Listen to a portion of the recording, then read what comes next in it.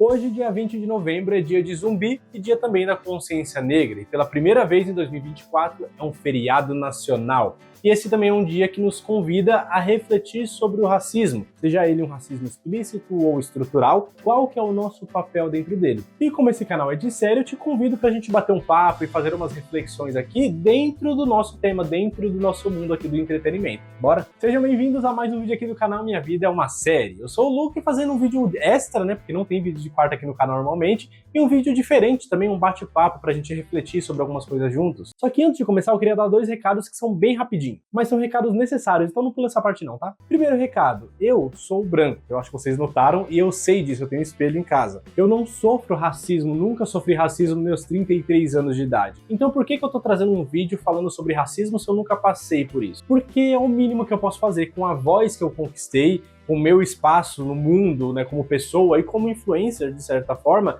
eu tenho a obrigação. Porque quando a gente luta contra o racismo, não basta não ser racista, tem que ser antirracista. E tudo que eu puder fazer de alguma forma para ajudar nessa luta, eu vou fazer. Então hoje o meu convite é pra gente bater um papo e refletirmos juntos, porque eu também posso fazer muita besteira e acabar falando merda aqui e quero aprender com vocês. E o segundo recado é que este vídeo aqui até o momento tem o quê? Menos de 2 minutos. E se até aqui, nesse momento, já passou pela sua cabeça é lacração, vídeo cultura woke, mano, esse vídeo não é pra você, velho. Clicou aqui pra quê? O que você tá fazendo aqui se você pensou isso? Esse vídeo aqui é pra quem tem pelo menos 2 neurônios ou mais e que fazem sinapse no cérebro. Porque qualquer pessoa que olha pra uma luta e pra conversas antirracismo, né, pra melhorar a humanidade, ou outros grupos de minoria, LGBT e tudo mais, olha pra isso e começa a falar lacração, blá blá blá, mano, é um vazio enorme na cabeça dessas pessoas. Eu consigo imaginar bolas de feno passando na cabeça dessas pessoas, porque não tem nada lá dentro.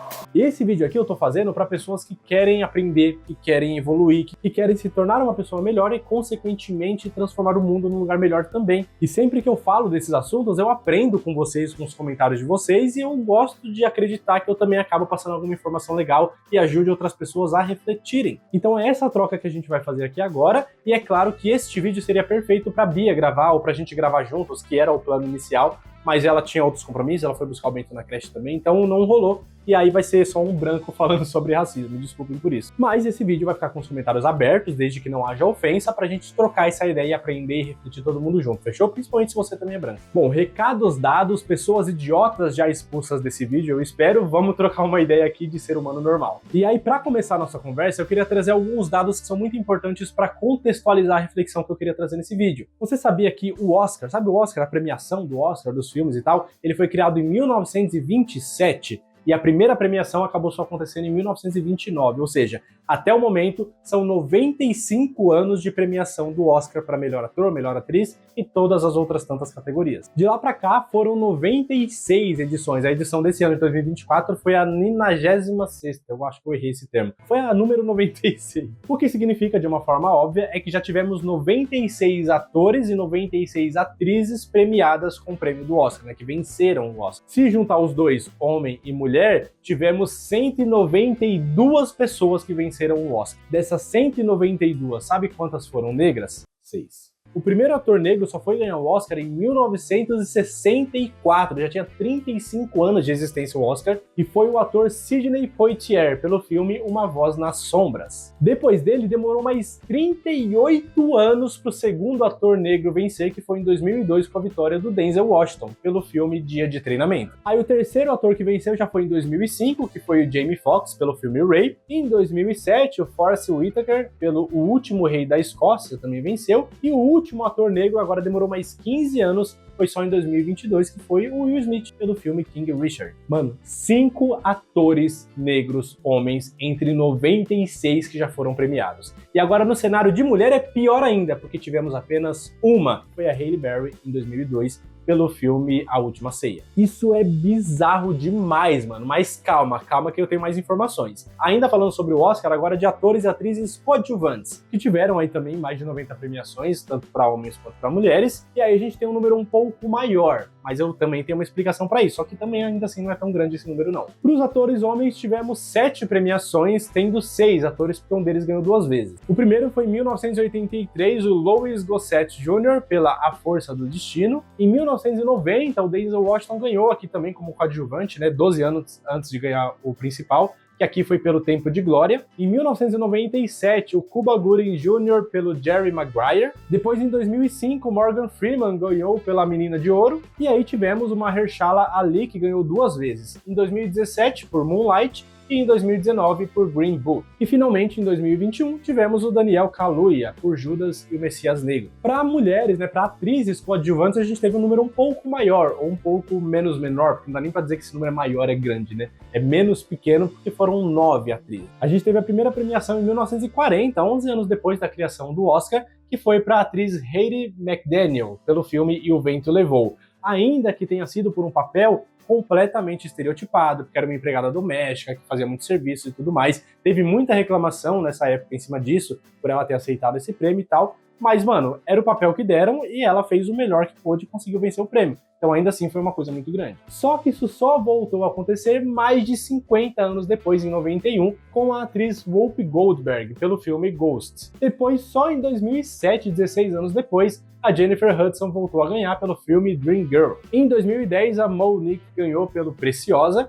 Em 2012, a Octavia Spencer ganhou por Histórias Cruzadas. Em 2014, a Lupita Nyong'o ganhou por 11 Anos de Escravidão. Em 2017, tivemos a incrível Viola Davis por Um Limite Entre Nós. Em 2019, tivemos a Regina King pelo filme Se a Rua Baylow Falasse. E em 2022, a Ariana DeBose pelo filme Amor Sublime Amor. Ou seja, de premiações principais, tivemos uma atriz e 5 atores. De premiações coadjuvantes, 6 atores e 9 atrizes, entre mais de 90 em cada uma dessas categorias. Juntando tudo, foram 22 pessoas negras que ganharam em mais de 300 não negras que venceram. Eu tô falando não negras, provavelmente foram todas brancas, mas pode ser que tenha tido uma pessoa asiática aqui, outra ali, ou de outras etnias também, mas eu não pesquisei um por um para saber. Tô focando mais na parte das pessoas negras mesmo. Agora, por que a gente teve um pouco mais de pessoas coadjuvantes do que dos atores principais? Porque as pessoas negras não recebem papéis principais para fazer. Mas eu vou me aprofundar um pouco mais nisso mais para frente. Porque agora eu quero trazer outros dados, dessa vez pro Emmy. É porque esse canal é de série, e o Emmy é a premiação da série, a premiação da TV. Então vamos falar um pouquinho de Emmy. O Emmy foi criado em 1946, mas na sua criação ele tinha umas formas diferentes de premiar coisas da TV. Melhor personalidade, melhor performance, umas coisas assim. Então eles começaram a fazer premiação de atriz e ator, tudo bonitinho, mais ou menos em 1955. Só que ainda assim, dessa época até o final da década de 60, tinha ano que tinha ano que não tinha, teve ano que só teve ator e não teve atriz, então é meio bagunçado. A partir da década de 70, aí sim, teve anualmente para ator e para atriz. No total, até agora em 2024, tivemos 68 premiações para atores e 64 premiações para atrizes. Isso na categoria de drama, principalmente. Então, falando ainda da categoria de drama, como é que foi? Em 68 premiações para atores negros, como papel principal de séries de drama, tivemos apenas 5 atores que venceram, ainda que um deles tenha sido Bill Cosby, que venceu 3 vezes pela série I Spy. Ele venceu em 66, 67 e 68. Depois dele teve o James Earl Jones, que venceu em 1991 por Gabriel's Fire. Em 98, o Andrew Brauger, o nosso eterno Capitão Holt, venceu pela série Homicide: Life on the Streets. Depois de quase 20 anos, essa façanha voltou a acontecer em 2017 com o ator Sterling K. Brown por This Is Us, e por último em 2019 com o ator Billy Porter Pose. E atrizes de séries de drama? Pior ainda, tivemos apenas 2. Foram 3 premiações, mas 2 atrizes. E em 2015 foi a primeira vez que uma atriz negra venceu como melhor atriz de série de drama. 2015, 60 anos depois da criação dessa premiação, venceu a primeira atriz negra, que foi a Viola Davis, pela série How to Get Away with Murder. E depois tivemos a Zendaya, que venceu em 2020 e 2022 por Euphoria. Vale lembrar também que a Zendaya foi a atriz mais nova a vencer essa premiação na história, quando ela tinha apenas 24 anos na primeira vez que ela venceu. Já nas categorias de comédia, aqui pra série eu não vou trazer ator e atriz coadjuvante não, vou separar de drama e de comédia, que é os principais ali. Nos papéis principais de comédia, tivemos também apenas 2 atores e 2 atrizes negras. Nos atores, tivemos em 1985 o Robert Siglau Realm, pela série Benson, e depois só em 2017 com Donald Glover, pela série Atlanta. Já para as atrizes de comédia, a gente teve em 1981 a Isabel Sanford, pela série The Jeffersons, e depois só em 2023, recentemente ano passado, com a Quinta Brunson, pela série Abbott Elementary. Mano, são mais de 60, quase 70 anos de premiação. Na comédia, apenas 2 atores e 2 atrizes venceram, e no drama, apenas 5 atores e 2 atrizes também. É muito pouco. Mas o que eu tô querendo dizer com isso? Agora que eu já trouxe os fatos, vamos começar a nossa reflexão. O que eu tô querendo dizer com tudo isso? Porque eu sei que se por acaso sobrou algum idiota aqui nesse vídeo, e desculpa falar, gente, mas é idiota, porque a internet tá aí pra gente se informar melhor das coisas antes de sair falando besteira, né? Então, se por acaso sobrou algum idiota aqui assistindo esse vídeo, mesmo que eu já tenha expulsado todo mundo pedindo pra sair, provavelmente essa pessoa idiota tá pensando, pô, mas se ganharam mais pessoas brancas é porque elas eram melhores, né? Porque não pode dar o prêmio para um ator ou para uma atriz só porque ele é negro, né? Porque isso não é o suficiente. Ele tem que merecer, tem que ser melhor, blá blá blá. Que é o pensamento da meritocracia e que qualquer pessoa que tem pelo menos 2 neurônios que fazem sinapse no cérebro sabe que meritocracia não existe. Meritocracia só existiria se você comparasse 2 pessoas exatamente iguais, fisicamente, mentalmente, psicologicamente e emocionalmente, que nasceram no mesmo lugar, na mesma época, foram criados pelas mesmas pessoas, nas mesmas circunstâncias e tiveram as mesmas oportunidades. E ainda assim, arrisco dizer que não existe meritocracia nessa comparação, porque existem diferenças, mesmo que sejam pessoas gêmeas, as pessoas têm diferenças de umas para as outras. Então, umas vai ter mais dificuldades do que outras, o que já não encaixa a meritocracia.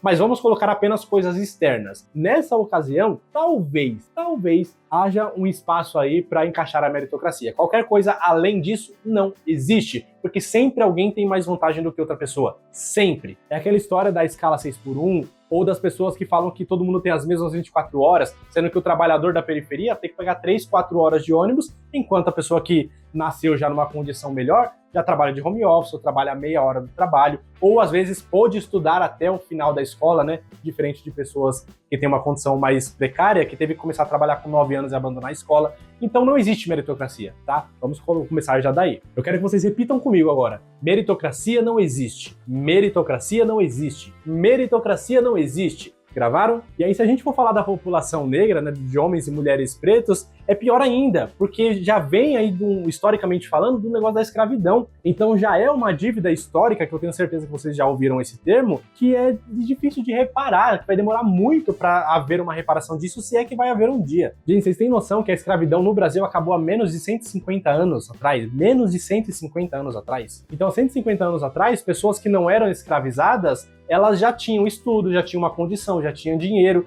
As pessoas que provêm, né, que são descendentes dessa escravidão, dessas situações precárias, elas estão, tipo, séculos atrás das pessoas brancas, das pessoas que têm mais oportunidades. Então a pessoa preta por si só pela cor da pele, sem considerar o local onde mora, às vezes nem é da periferia, às vezes tem uma condição legal, mas só por ter a pele mais escura, já sofre um preconceito, já tem menos oportunidades, já perde vaga de trabalho, e é assim no mundo do entretenimento também. Os atores e atrizes negras, normalmente, eles não são pensados para papéis principais, seja série ou seja filme. E mesmo assim, quando eles conseguem oportunidades, eles precisam enfrentar um sistema completamente racista. Então existe todo um sistema muito racista e muito retrógrado ainda, que impede os atores e atrizes negras de estar mais vezes presentes nessas premiações, nessa lista que eu trouxe para vocês. Começando pelo fato mais óbvio de que a academia do Oscar, o pessoal do Emmy, as pessoas responsáveis por votar e escolher as pessoas vencedoras, tem muita gente racista lá. Eles vêm de uma época racista com pensamentos racistas, que é uma galera já mais antiga. Então, eles são de uma época em que o racismo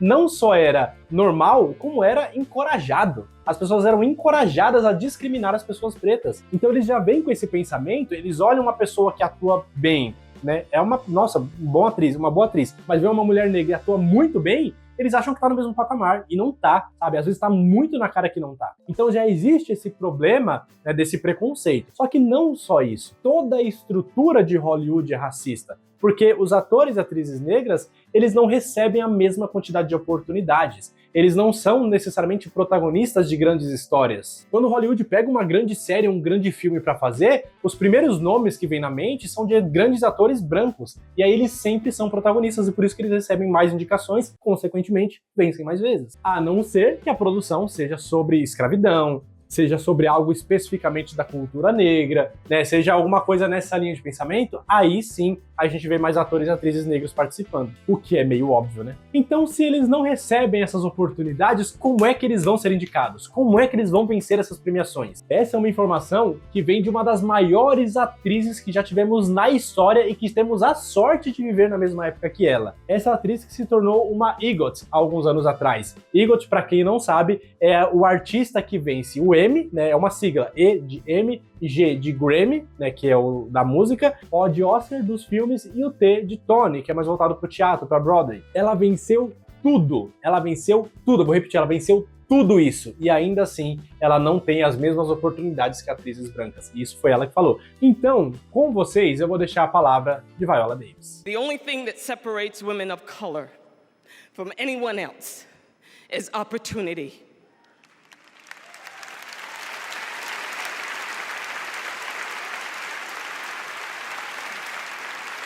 You cannot win an Emmy for roles that are simply not there. Esse discurso que ela deu foi logo depois de ganhar o Emmy, em 2015, por How to Get Away with Murder, que é, mano, extremamente impactante e me emociona toda vez que eu assisto. E que, lembrando, 2015 foi o ano em que, pela primeira vez na história, uma atriz negra venceu o Emmy de melhor atriz de série dramática. No caso dos papéis principais, né, não de coadjuvante. Então é isso, sabe? Não dá para as pessoas pretas vencerem um prêmio por papéis que não existem. Precisa de muita sorte, precisa enfrentar muita coisa para conseguir chegar nesse patamar. Porque primeiro recebe só papéis coadjuvantes, ou papéis, sabe, de alívio cômico, ou amigo do protagonista, mas nunca é a pessoa central da história. E aí, como se tudo isso não bastasse, vamos deixar Hollywood de lado, vamos deixar a academia de lado, vamos deixar tudo de lado. Os atores e atrizes negros ainda precisam enfrentar o preconceito das pessoas que assistem, porque a gente vive numa sociedade racista. E isso é nos Estados Unidos, isso é no Brasil, isso é em vários países do mundo. Quer um exemplo? Quando foram fazer uma adaptação de Jovens Titãs, lembram disso? Lembram dessa polêmica que deu? Tem uma personagem chamada Estelar, que foi interpretada por uma atriz negra. E ela recebeu muito hate. E a personagem dela é uma extraterrestre laranja. Uma extraterrestre laranja, e as pessoas reclamaram que tinha uma atriz negra fazendo. Mano, vocês queriam que achasse uma extraterrestre laranja pra fazer o papel? É umas reclamações que nem fazem sentido, tá ligado? Única e exclusivamente pelo racismo. Porque se colocasse uma loira do olho azul, ninguém ia reclamar. E aí voltou isso a acontecer com o filme da Pequena Sereia recentemente, que é um pouco mais recente, né? Não tem tanto mais, mas que foi interpretado por uma atriz negra de novo, que fez um trabalho lindo e recebeu um monte de hate, única e exclusivamente porque ela é preta. Mas, gente, a personagem é uma sereia. E eu não sei se vocês sabem, mas sereias não existem. Sereia é um ser mitológico, então pouco importa se ela é branca, se ela é negra, se ela é rosa, se ela é japonesa, se qualquer coisa, não importa. É um ser místico, podia ser interpretado por qualquer pessoa. E vocês que gostam tanto de meritocracia, então vamos jogar a meritocracia de volta. Se ela conseguiu o papel é porque ela foi a melhor que teve no teste. Ai, mas vai estragar a minha infância, ninguém liga pra sua infância, irmão. Se você é realmente fã da Pequena Sereia, o que eu duvido muito, porque esses comentários normalmente são só pessoas preconceituosas que nem assistem a Pequena Sereia há 55 anos. Mas se você realmente é fã desse desenho, dessa animação, vai assistir a animação. Esse filme que está sendo feito agora não é pra gente, é pras crianças, que claro, agrada muitos adultos também, que não tem problema nenhum, mas as coisas da Disney são mais voltadas para o público infantil, é pras novas gerações que estão vindo, é para novas gerações de crianças negras se enxergarem cada vez mais na tela, e isso tem uma importância gigantesca.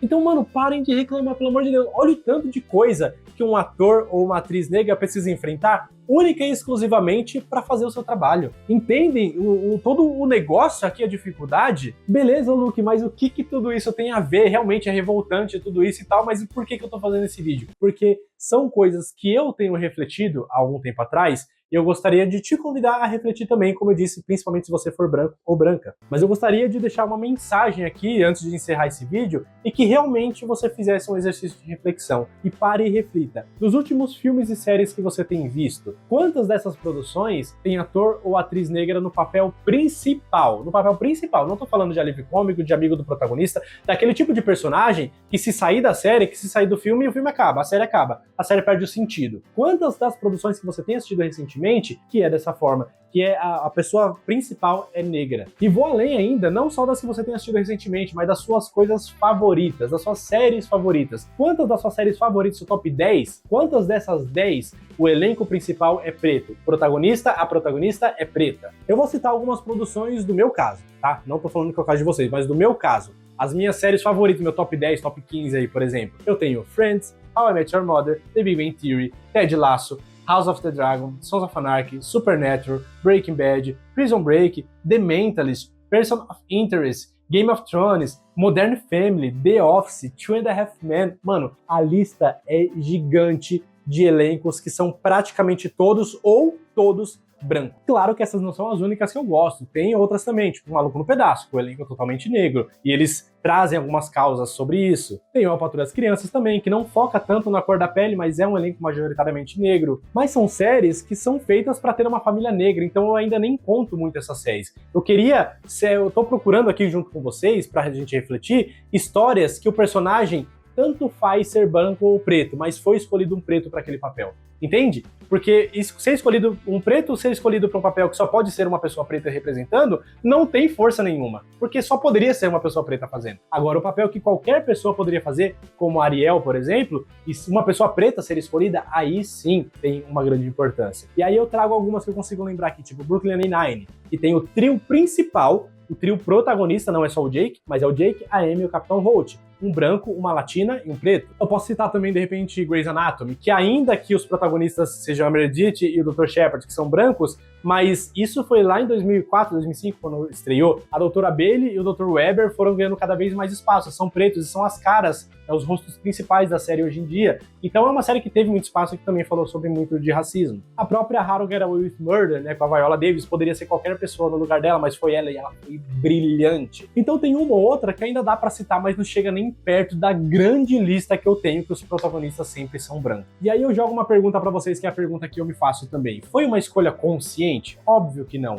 Eu não fui lá falando, mano, essa série que tem elenco preto, essa que tem elenco preto, opa, uma série com elenco branco, fui lá e escolhi. Óbvio que não foi dessa forma. Mas eu sou instigado a fazer isso. Por quê? Porque as séries de maior sucesso, as séries de maior investimento, as séries mais hypadas são as séries de elenco branco, porque as que são mais divulgadas, tem mais em maior quantidade, então é natural que eu acesse mais produções dessa forma, a não ser que eu de fato esteja buscando tentar dar uma equilibrada nisso e busque produções com elenco preto. E no Brasil, como é que a gente tá aqui no nosso país, né? Que é um grande país racista e que a gente precisa refletir sobre a nossa própria cultura também. Por aqui, eu tinha a impressão de que os atores e atrizes pretos tinham mais oportunidades, porque eu vejo eles em mais produções. Só que aí a gente vai refletindo um pouco mais a fundo, a gente começa a perceber que grande parte das oportunidades que eles recebem são para papéis de pessoas criminosas, de pessoas que estão no tráfico, de pessoas que são da periferia. Mano, é muito estereotipado. E aí veio mais um questionamento pra gente refletir aqui também, porque aqui eu não vim trazer resposta, eu vim trazer pergunta. O que é melhor? Não ter oportunidades ou receber oportunidades para estereotipar ainda mais os personagens pretos, que sempre tem que ser de periferia, sempre tem que ser da favela, sempre tem que estar com uma arma na mão, sempre, sabe? Eu até entendo que, assim, as séries aqui no Brasil, a gente tende a retratar a nossa própria realidade. Então, é um país onde a maior parte da periferia é composta por pessoas pretas, porque elas são as mais marginalizadas, as que mais sofrem preconceito, então elas ficam mesmo na margem da sociedade. E aí, refletindo isso para a arte, acaba que os atores e atrizes pretos recebem mais vezes esse papel. Eu entendo, então por isso que a gente tem, de repente, Irmandade, a gente tem Impuros, que tem ali protagonistas pretos, mas que são criminosos. A gente tem Sintonia, da Netflix, né, que foi uma série que fez muito sucesso, que tem um trio principal ali também, um branco homem, uma mulher branca e um cara preto. Uma tá indo mais pra questão da religião, o outro tá indo mais pra música e um tá indo pro tráfico. Adivinha qual que tá indo pro tráfico? Na Prime Video, logo, não sei se já lançou, se vai lançar uma série chamada Sutura, com a Cláudia Abreu, inclusive, que eu quero assistir. Parece que vai ser uma série boa. Nessa série, ela vai trazer dois protagonistas. Uma mulher, que é uma cirurgiã muito renomada, sabe, que é muito reconhecida, mas que passou por um trauma, tá com a mão meio tremenda ali, ela quer voltar a operar, mas tá com alguns problemas. E o outro protagonista é um cara que é um jovem, é bem novinho ainda, e ele não conseguiu fazer a residência médica dele por causa de algumas dívidas da faculdade, porque ele é um menino pobre que veio da periferia também. Pergunto pra você, temos um personagem branco e um preto, qual que é o preto? E assim, mano, não é uma crítica direta a essas séries, ou talvez seja, sei lá, porque é pelo menos pra gente refletir do porquê, porque às vezes é tão no automático que a gente acha que tá tudo bem e não tá, mano. Por que que não foi? Por que que a Cláudia Abreu não é uma menina que veio da periferia? Ou por que que não contrataram uma atriz negra para fazer o papel dela e colocaram um branco vindo da periferia e tivesse com dívidas? Ou por que que precisa vir da periferia? Pode ser só de um bairro, uma classe média ali que tá com dívidas também, porque a gente também tem dívida. Então dava para fazer de uma outra forma que não precisasse desses estereótipos. E ainda vou além, o Brasil não faz só esse tipo de série, por mais que essas se popularizem, mas o Brasil tem tantos outros tipos de série, de ficção científica às vezes. A gente teve aí 3%, a gente teve Sob Pressão, a gente teve Bom Dia Verônica, que foi excelente também. São tantas séries de outros gêneros que contam outras histórias que dava pra colocar atores e atrizes negros sem estereotipar dessa forma, sabe? E parece que a gente não tá aproveitando essas oportunidades. Por sorte, eu tenho a alegria de dizer que a gente teve mais recentemente pela Max Cidade de Deus, A Luta Não Para, que foi uma série derivada do filme Cidade de Deus, que lá o vilão era preto, né, era o Dadinho e tudo mais, mas a série aqui que se passa 20 anos depois, a gente teve 2 bandidos principais, os 2 eram brancos. A gente teve 2 personagens negros fodas, que uma era uma mulher, a Berenice, que é, mano, muito forte, lutou por muita coisa lá dentro. Teve vários outros personagens também, né, mas tô focando só nesses aqui. E o outro que é ninguém menos do que o protagonista da história, o narrador da história, que é o Buscapé, que também não é um bandido, que também é um cara bom, que venceu na vida e que tá tentando melhorar também como pessoa e como pai, e também é preto. E tudo isso acontece dentro de uma favela. Então, assim, dá pra gente representar nossas histórias de periferia sem estereótipos. Dá pra dar uma invertida nesses papéis. Enfim, eu espero muito não ter falado nenhuma besteira, esse vídeo ficou bem longo, mas são reflexões que eu realmente tenho feito pra minha vida já há alguns anos, assim, quando eu tô assistindo alguma coisa nova, começo a olhar e falo, mano, como é que tá esse elenco? E buscar histórias também que sejam representadas por atores e atrizes negros pra tentar, de alguma forma, divulgar mais essas séries, para que elas façam mais sucesso e esses atores sejam mais reconhecidos. É claro que o que eu faço é muito pouco, eu não sou ninguém. Quem sou eu na fila do pão, tá ligado? Pra elevar uma série só porque eu assisti ou comentei sobre ela. Mas ainda assim, eu tô fazendo a minha parte. Se todo mundo for fazendo a sua própria parte, aos pouquinhos a gente começa a mudar esse cenário. Agora, eu cheguei no final desse vídeo e não faço a menor ideia se tudo isso fez sentido. Me conta aqui nos comentários que eu quero saber o que vocês acham, vamos trocar essa ideia. Me fala se você gostou desse tipo de vídeo, de conversar mais, de bate-papo, e vocês saberem o que passa dentro da minha cabeça. E eu também quero saber o que passa na cabeça de vocês sobre esse assunto e sobre vários outros que a gente pode conversar também. A não ser, é claro, que você seja um tremendo idiota, que defende escala 6x1, acredita em meritocracia e acha que as lutas antirracistas e LGBT e tudo mais é cultura woke, lacração e etc, etc. Eu espero que nenhum desse tipo de gente tenha chegado aqui até o final do vídeo, porque você não é bem-vindo. Terminei por aqui. Muito obrigado por ter assistido o vídeo até o final. Eu não faço ideia se esse vídeo fez sentido, espero que sim. Até a próxima. Valeu!